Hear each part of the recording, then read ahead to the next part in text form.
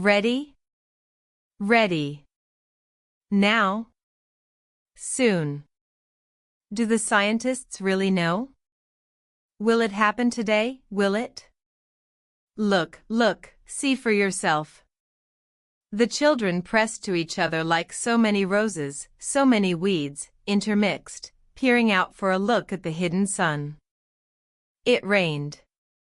It had been raining for 7 years, thousands upon thousands of days compounded and filled from one end to the other with rain, with the drum and gush of water, with the sweet crystal fall of showers and the concussion of storms so heavy they were tidal waves come over the islands. 1,000 forests had been crushed under the rain and grown up 1,000 times to be crushed again. And this was the way life was forever on the planet Venus. And this was the schoolroom of the children of the rocket men and women who had come to a raining world to set up civilization and live out their lives. It's stopping, it's stopping. Yes, yes. Margot stood apart from them, from these children who could never remember a time when there wasn't rain and rain and rain. They were all 9 years old, and if there had been a day, 7 years ago, when the sun came out for an hour and showed its face to the stunned world, they could not recall.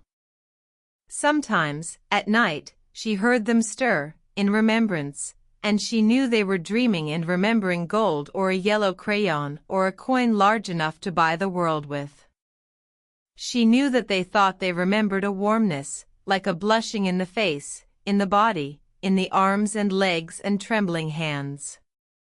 But then they always awoke to the tatting drum, the endless shaking down of clear bead necklaces upon the roof, the walk, the gardens, the forest, and their dreams were gone. All day yesterday they had read in class, about the sun. About how like a lemon it was, and how hot. And they had written small stories or essays or poems about it. I think the sun is a flower, that blooms for just 1 hour. That was Margot's poem, read in a quiet voice in the still classroom while the rain was falling outside. Ah, you didn't write that, protested one of the boys. I did, said Margot. I did. William, said the teacher. But that was yesterday.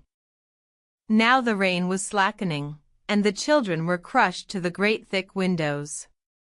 Where's teacher? She'll be back. She'd better hurry, we'll miss it. They turned on themselves, like a feverish reel, all tumbling spokes. Margot stood alone. She was a very frail girl who looked as if she had been lost in the rain for years, and the rain had washed out the blue from her eyes and the red from her mouth and the yellow from her hair. She was an old photograph dusted from an album, whitened away, and if she spoke at all her voice would be a ghost. Now she stood, separate, staring at the rain and the loud wet world beyond the huge glass. What are you looking at? Said William. Margot said nothing. Speak when you're spoken to. He gave her a shove. But she did not move, rather, she let herself be moved only by him and nothing else. They edged away from her, they would not look at her. She felt them go away. And this was because she would play no games with them in the echoing tunnels of the underground city. If they tagged her and ran, she stood blinking after them and did not follow.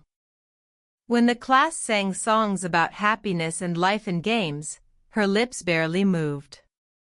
Only when they sang about the sun and the summer did her lips move as she watched the drenched windows. And then, of course, the biggest crime of all was that she had come here only 5 years ago from Earth, and she remembered the sun and the way the sun was and the sky was when she was 4, in Ohio. And they had been on Venus all their lives, and they had been only 2 years old when last the sun came out, and had long since forgotten the color and heat of it and the way it really was. But Margot remembered. It's like a penny, she said once, eyes closed. No, it's not, the children cried. It's like a fire, she said, in the stove. You're lying, you don't remember, cried the children. But she remembered and stood quietly apart from all of them, and watched the patterning windows. And once, a month ago, she had refused to shower in the school shower rooms, had clutched her hands to her ears and over her head, screaming the water mustn't touch her head.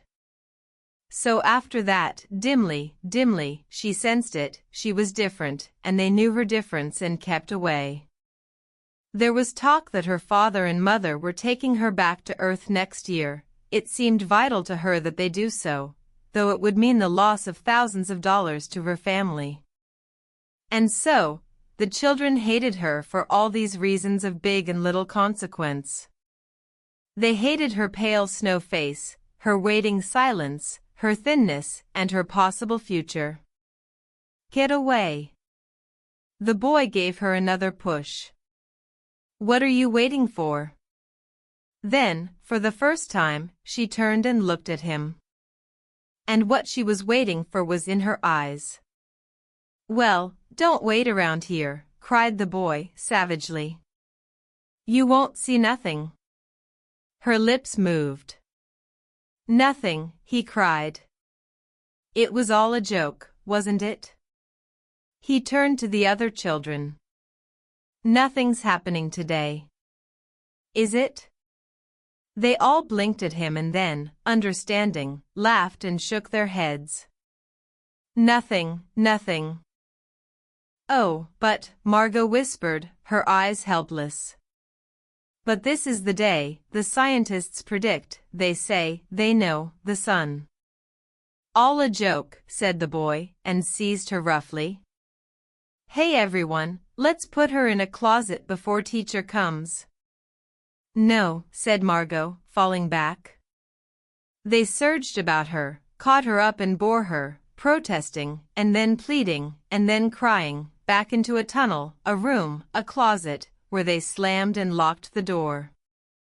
They stood looking at the door and saw it tremble from her beating and throwing herself against it. They heard her muffled cries. Then, smiling, they turned and went out and back down the tunnel, just as the teacher arrived. Ready, children? She glanced at her watch. Yes, said everyone. Are we all here? Yes. The rain slackened still more. They crowded to the huge door. The rain stopped. It was as if, in the midst of a film concerning an avalanche, a tornado, a hurricane, a volcanic eruption, something had, first, gone wrong with the sound apparatus, thus muffling and finally cutting off all noise, all of the blasts and repercussions and thunders, and then, secondly, ripped the film from the projector and inserted in its place a peaceful tropical slide which did not move or tremor. The world ground to a standstill. The silence was so immense and unbelievable that you felt your ears had been stuffed or you had lost your hearing altogether. The children put their hands to their ears. They stood apart. The door slid back and the smell of the silent, waiting world came into them. The sun came out. It was the color of flaming bronze and it was very large. And the sky around it was a blazing blue tile color. And the jungle burned with sunlight as the children, released from their spell, rushed out, yelling, into the summertime. Now, don't go too far, called the teacher after them. You've only 1 hour, you know. You wouldn't want to get caught out. But they were running and turning their faces up to the sky and feeling the sun on their cheeks like a warm iron. They were taking off their jackets and letting the sun burn their arms. Oh, it's better than the sun lamps, isn't it? Much, much better. They stopped running and stood in the great jungle that covered Venus, that grew and never stopped growing, tumultuously, even as you watched it. It was a nest of octopuses, clustering up great arms of flesh like weed, wavering, flowering in this brief spring. It was the color of rubber and ash, this jungle, from the many years without sun. It was the color of stones and white cheeses in ink. The children lay out, laughing, on the jungle mattress, and heard it sigh and squeak under them, resilient and alive. They ran among the trees, they slipped and fell, they pushed each other, they played hide-and-seek and tag, but most of all they squinted at the sun until tears ran down their faces. They put their hands up to that yellowness and that amazing blueness, and they breathed of the fresh air and listened to the silence which suspended them in a blessed sea of no sound and no motion. They looked at everything and savored everything. Then, wildly, like animals escaped from their caves, they ran in shouting circles. They ran for an hour and did not stop running. And then, in the midst of their running, one of the girls wailed. Everyone stopped. The girl, standing in the open, held out her hand. "Oh, look, she said, trembling. They came slowly to look at her opened palm. In the center of it, cupped and huge, was a single raindrop. She began to cry, looking at it. They glanced quietly at the sky. Oh. A few cold drops fell on their noses and their cheeks and their mouths. The sun faded behind a stir of mist. A wind blew cool around them. They turned and started to walk back toward the underground house, their hands at their sides, their smiles vanishing away. A boom of thunder startled them, and like leaves before a new hurricane, they tumbled upon each other and ran. Lightning struck 10 miles away, 5 miles away, a mile, a half mile. The sky darkened into midnight in a flash. They stood in the doorway of the underground for a moment until it was raining hard. Then they closed the door and heard the gigantic sound of the rain falling in tons and avalanches everywhere and forever. Will it be 7 more years? Yes. 7. Then one of them gave a little cry. Margot. What? She's still in the closet where we locked her. Margot. They stood as if someone had driven them, like so many stakes, into the floor. They looked at each other and then looked away. They glanced out at the world that was raining now and raining steadily. They could not meet each other's glances. Their faces were solemn and pale.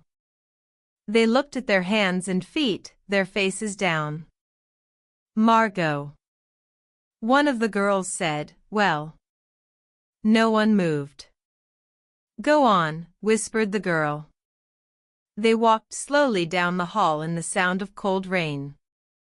They turned through the doorway to the room, in the sound of the storm and thunder, lightning on their faces, blue and terrible. They walked over to the closet door slowly and stood by it. Behind the closet door was only silence. They unlocked the door, even more slowly, and let Margot out.